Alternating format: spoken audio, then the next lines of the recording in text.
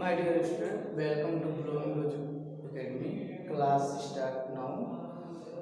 जो आज हमें पढ़ना है वह चैप्टर 16 पढ़ना है काल. और काल चैप्टर का दूसरा लेक्चर है.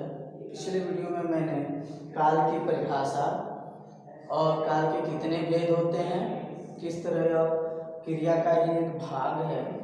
उसके बाद मैंने आपको काल का जो पहला भाग है, काल के जो 3 भाग किए गए हैं, वर्तमान, भूत और भविष्य, उसका मैंने पहला भाग वर्तमान काल का मैंने कल आपको वीडियो में बता दिया था. आज जो हमें पढ़ना है वो भूतकाल और भविष्य काल पढ़ना है. यानी भूतकाल क्या होता है, क्रिया के जिस रूप से यह पता चले कि क्रिया हो चुकी है, यानी क्रिया के बीतने के समय का बोध हो, तो वहाँ क्या होता है, भूतकाल होता है. भूतकाल को 6 भागों में बांटा गया है. एक सामान्य भूतकाल, दूसरा आसन्न भूतकाल, तीसरा होता है पूर्ण भूतकाल, चौथा पूर्ण भूतकाल, पांचवा है संदिग्ध भूतकाल और छठा है हेतुमत भूतकाल. इसी तरह भविष्य काल को भी 3 भागों में, भविष्य काल जो क्रिया अभी आने वाले समय में होने की संभावना होती है, तो उसे हम भविष्य काल कहते हैं. यह 3 प्रकार का होता है. भविष्य काल को 3 भागों में बांटा गया है. सामान्य भविष्य, संभाव्य भविष्य और तीसरा हेतुमत भविष्य. 3 इसके प्रकार हैं. अब हम एक एक बारे में जानते हैं. भूतकाल के बारे में देखते हैं कि सामान्य भूतकाल क्या है. तो बीते हुए समय में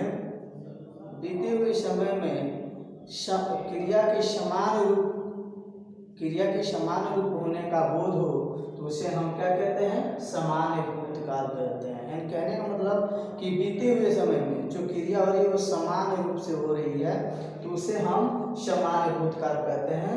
जैसे मैंने कविता पाठ किया, ठीक है, यानी समान रूप से चल रहा है. वो भी कहाँ किया, हो गया है, बीते हुए समय में ये पता चल रहा है. मोहन आया, यानी ये समान क्रिया है और क्या है, बीते हुए समय में. यानी मोहन आया, मैंने कविता पाठ किया, सोहर गाया. तो यहाँ क्या है, जो बीते हुए समय में क्रिया का समान रूप पता चल रहा है. अब देखिए आसन्न भूतकाल क्या होता है.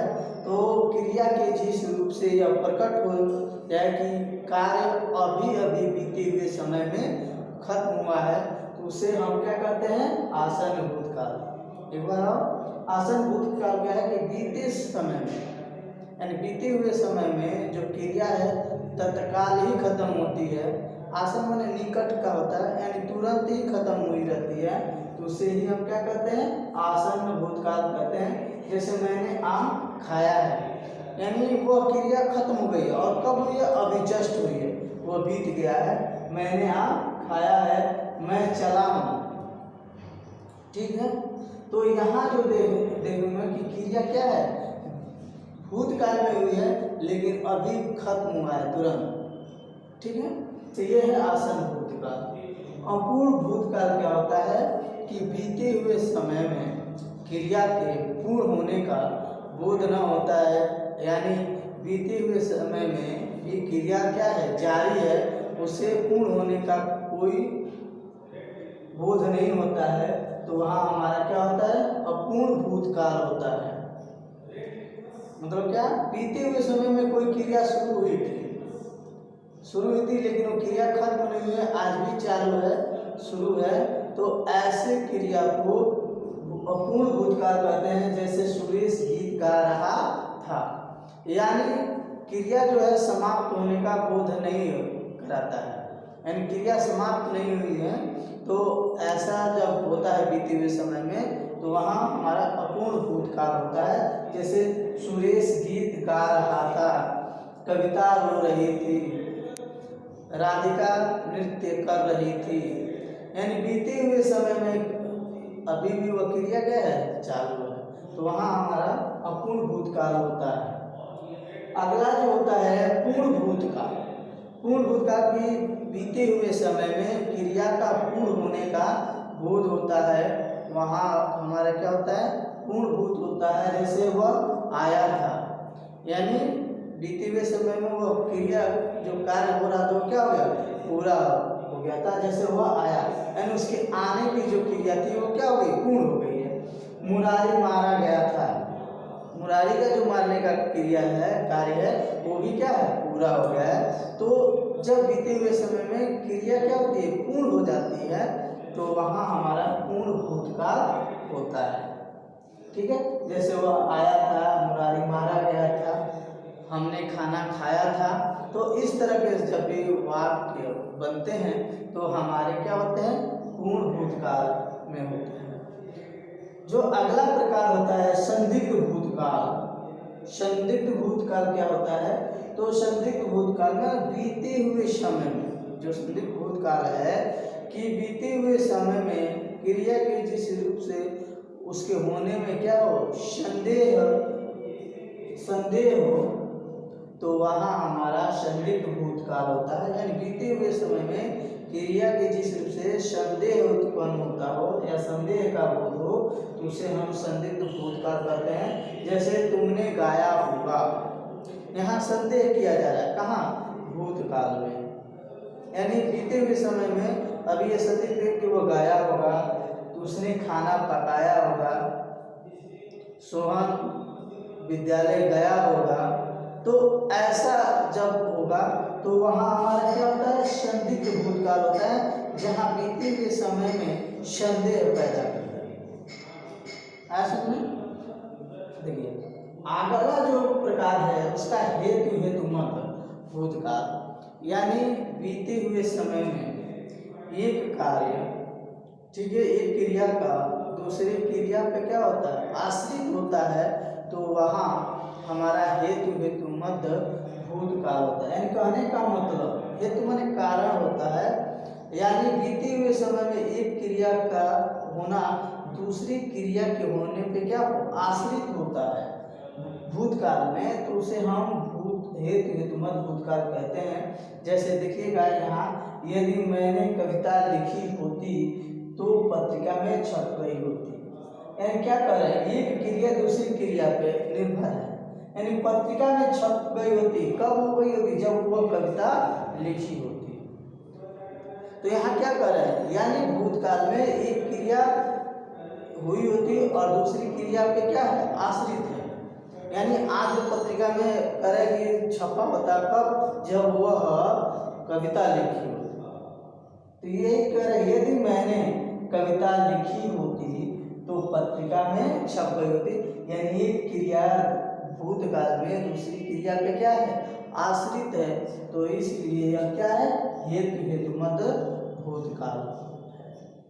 ठीक, ये हमारा भूतकाल के 6 प्रकार। सामान्य भूतकाल एक बार फिर, यानी जहाँ बीते हुए समय में समान रूप से कार्य हो तो वहाँ समान भूतकाल, जैसे मोहन आया, मैंने कविता पाठ किया। आसन भूतकाल बीते हुए समय में क्रिया तुरंत ही समाप्त हुई होती है, तो वहाँ आसन्न भूतकाल होता है। जैसे मैंने आम खाया, यह क्रिया अभी क्या है, बीती हुई है, तो इसलिए यह आसन्न भूतकाल है। अपूर्ण भूतकाल क्या होता है, जो बीते हुए समय में क्रिया हुई थी अभी भी वो अपूर्ण होने का बोध नहीं होता है, तो वहाँ अपूर्ण भूतकाल होता है। जैसे सुरेश गीत गा रहा था, ठीक है। पूर्ण भूतकाल यानी बीते हुए समय में कोई क्रिया क्या होती है, पूर्ण हो गई होती है, तो हमारा पूर्ण भूतकाल होता है। जैसे वो आया था, यानी उसके आने का जो कार्य था वो क्या है, पूरा हो गया, यानी बीत गया है, तो वह आया था, जैसे मुरारी मारा गया था। ये संदिग्ध भूतकाल क्या है, यानी बीते हुए समय में इसलिए बड़ा क्योंकि ये भूतकाल हम पढ़ रहे हैं, यानी बीते हुए समय में किसी क्रिया के होने में संदेह का बोध हो, तो वहाँ हमारा संदिग्ध भूतकाल होता है। जैसे तुमने गाया होगा, उसने खाना पकाया होगा। अगला है हेतुमत भूतकाल। हेतुमत भूतकाल क्या होता है कि बीते हुए समय में एक क्रिया का होना दूसरी क्रिया पे क्या होता है, आश्रित होता है, तो वहाँ हमारा हेतुमत भूतकाल होता है। जैसे यदि मैंने कविता लिखी होती, देखिए क्रिया लिखी हुई, लेकिन क्या आगे कह रहा है, तो पत्रिका में छप गई होती। यानी एक क्रिया भूतकाल में हो रही और दूसरे भूतकाल की क्रिया पे क्या है, आश्रित है। तो ये हमारा हेतुमत भूतकाल है। चलिए अगला जो है देखते हैं भविष्यत काल, यानी जिससे क्रिया के भविष्य में होने यानी आने वाले समय में होने की संभावना हो, तो वहाँ हमारा भविष्यत काल, यानी क्रिया आने वाले भविष्य में, यानी अभी वो उसका पता नहीं है कब होगा, तो उस समय जब क्रिया की बात होती है तो वहाँ हमारा क्या होता है, भविष्यत काल होता है। भविष्यत काल 3 प्रकार का होता है, समान भविष्य, संभाव्य भविष्य और हेतुमत भविष्य। ठीक है, जब क्रिया समान, जब क्रिया भविष्य में समान रूप से होने की संभावना हो,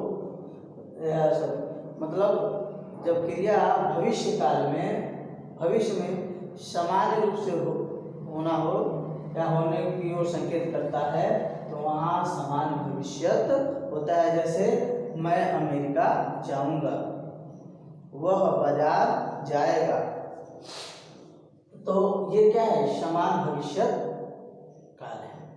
दूसरा है संभाव्य भविष्यत, जब आने वाले समय में यानी भविष्य में किसी क्रिया के होने की क्या हो, संभावना प्रकट की जाए। संभाव्य माने संभावना, यानी संभावना जब होती है तो वह नहीं भी होती है और होती भी है, यानी दोनों स्थिति बनी रहती है, होगी भी और नहीं भी होगी। वही कह रहा है कि भविष्य में आने वाला समय, यानी भविष्य में कोई क्रिया के होने की संभावना हो, तो वह हमारा क्या होता है, संभाव्य भविष्य होता है। जैसे शायद वह आज चला जाए, शायद वो अभी जाने का समय कोई निश्चित नहीं, आने वाले समय में, जैसे वे शायद कल वर्षा हो जाए, तो आने वाले समय की बात जब हो रही है, संभवतः मेरा भाई कल आए, तो ऐसे जब वाक्य बनते हैं जहाँ आने वाले समय में संभावना को व्यक्त करते हैं, तो वहाँ संभाव्य भविष्य होता है। वहाँ शायद संभवतः ऐसे शब्द उस वाक्य से पहले जुड़े होते हैं। हेतुमत भविष्य, हेतुमत भविष्य जिस तरह हमारा हेतुमत भूतकाल था, ठीक उसी तरह हेतुमत था कि जब भविष्य में एक क्रिया के होने पर दूसरी क्रिया क्या हो, निर्भर हो या आश्रित हो। यानी जिस तरह भूतकाल में एक क्रिया दूसरे भूतकाल की क्रिया दूसरे भूतकाल की क्रिया पर निर्भर होती है, उसी तरह हेतुमत भविष्य में कि भविष्य में होने वाली क्रिया, एक क्रिया दूसरी क्रिया पे क्या होती है, निर्भर होती है या आश्रित होती है, तो उसे हम कहते हैं हेतुमत भविष्य काल। जैसे वह आए तो मैं जाऊं, यानी कह रहा है कि एक आने की बात कह रहा है, तब फिर जाने का वो निश्चित नहीं कब आएगा और मैं कब जाऊंगा, आने वाले समय में कह रहा वह आए तो मैं जाऊँ, यह कब आएगा ये भी नहीं पता है और कब मैं जाऊँ ये भी नहीं पता है। ठीक है, आने वाले समय में, यानी भविष्य में यह क्रिया क्या हो रही है, एक क्रिया दूसरी क्रिया पे निर्भर है। वह कमाए तो मैं खाऊं, यानी यहाँ भी क्या है, भविष्य में है, वो कमाएगा तो खाऊंगा, नहीं कमाएगा नहीं खाऊंगा, ऐसी स्थिति है। तो इस तरह भविष्य काल में क्या है, 3 है, समान भविष्य, संभाव्य और हेतुमत। समान में एक भविष्य में समान रूप से क्रिया होती है, तो समान भविष्य तो होता है, जैसे मैं अमेरिका जाऊंगा, कल बाजार जाऊंगा, वह कल आएगा, तो ऐसी जो स्थिति होगी तो वह क्या होगा, समान भविष्य। संभाव्य भविष्य जो आने वाले समय में क्रिया के होने की संभावना होती है, तो वहाँ संभाव्य भविष्य तो होता है। जैसे शायद वह आज चला जाए, शायद कल वर्षा हो जाए, तो यहाँ क्या है, शायद संभावना व्यक्त की जा रही है, तो यहाँ हमारा संभाव्य भविष्य होता है। हेतुमत भविष्य जो होता है, तो जो आने वाले समय में यानी भविष्य में एक क्रिया का होना दूसरी क्रिया पे क्या है, निर्भर होता है, तो वहाँ हमारा हेतु हेतुमत भविष्य होता है। जैसे वह आए तो मैं जाऊं, वह कमाए तो मैं खाऊं, ठीक। तो इस तरह एक क्रिया क्या है, दूसरी क्रिया पे निर्भर है, ठीक। तो इसके साथ ही यह जो काल चैप्टर था समाप्त होता है, यानी 2 लेक्चर में आपका काल समाप्त होता है।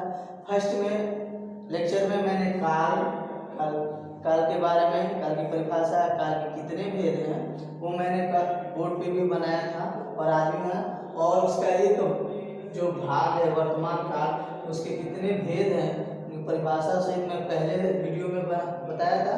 दूसरी वीडियो में भूतकाल किसे कहते हैं, भूतकाल के कितने भेद होते हैं उनकी परिभाषा, और भविष्य काल किसे कहते हैं, भविष्य काल के कितने भेद हैं परिभाषा, तो मैंने दूसरे लेक्चर में पूरा किया। इसके साथ ही चैप्टर हमारा समाप्त होता है। Thank you class.